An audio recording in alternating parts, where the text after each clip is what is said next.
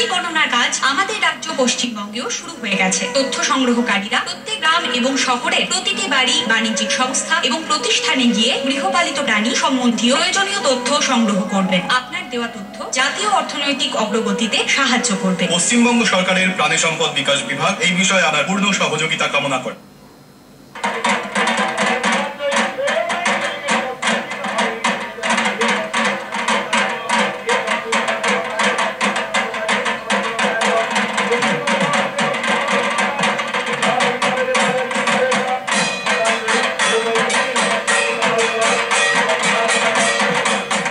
আমি অনিমেষ ঘোষাল প্রগতিশীলের প্রেসিডেন্ট হিসাবে সকল দুর্গা ভক্তদের প্রাণ ভরা ভালোবাসা অভিনন্দন জানাচ্ছি।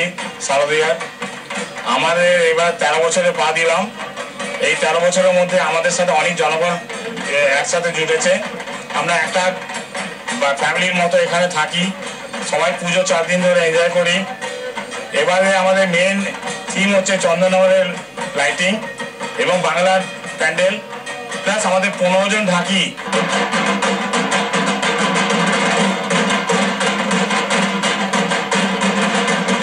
যেমন তাদের ঢাকের গেলে কাঠি করেন, বাজনা শুরু করেন, সে সময় আমাদের পুজোর আনন্দে আমরা নিজেদেরকে উৎসর্গ করে ফেলি।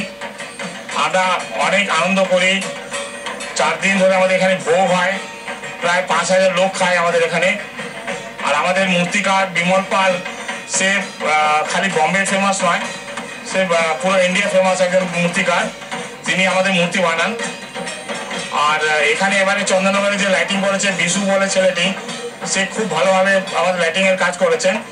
এবং আগামী বছর আমরা আরো বড় করে পুরো চন্দননগরের লাইট এবং বেঙ্গলের প্যান্ডেল এখানে আনবো।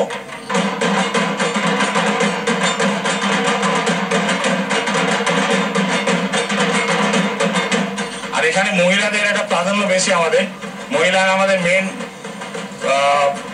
অর্গানাইজার। বাকি আমাদের এখানে মহারাষ্ট্রে আমরা থাকি, কিন্তু বেঙ্গল থেকে দূরে এসে এত আনন্দ করি এখানে সকলকে নিয়ে। লোকাল এখানে যারা লোক আছে তাদেরকে বুঝতে দিই না তাদের সাথে আমাদের কোনো আলাদা আছে, সম্পর্ক নেই, কিছু নেই, এমন নয়। আমরা সবাইকার সাথে, আর আমরা পুরো বাঙালিয়ানা এখানে মেনটেন করি।